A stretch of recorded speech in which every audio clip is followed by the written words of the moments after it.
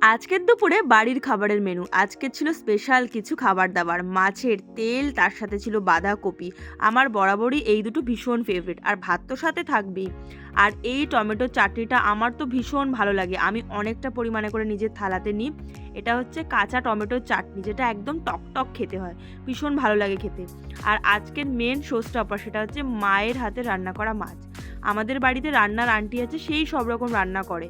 But মায়ের হাতে রান্না করার যে টেস্টটা, সেই টেস্টটা জাস্ট অসাধারণ। আর মা বরাবরই জানে আমি কীরকম মাছ খেতে ভালোবাসি। আমি ভালোবাসি পেটির মাছ, তাও আবার এত বড়, এতটাই বড় যে ভেঙেই গেল। আর মা আজকে খুব ইউনিক একটা পিঠে বানাচ্ছে, পিঠেটার নাম হচ্ছে মুখপুলি। এইরকম একটা পুরের মধ্যে সুন্দর করে এটাকে চেপে চেপে চেপে দিয়ে এরকম একটা শেপ দিয়ে দিল, আর তারপরে এরকম করে তেলে ভেজে দিয়েছে। একদম ল্যাংচার মতো দেখতে লাগছে। এটা রসেও ভেজানো যায় মা বলল, বাট রস ছাড়াও অসাধারণ খেতে ছিল। দুর্দান্ত টেস্ট ছিল।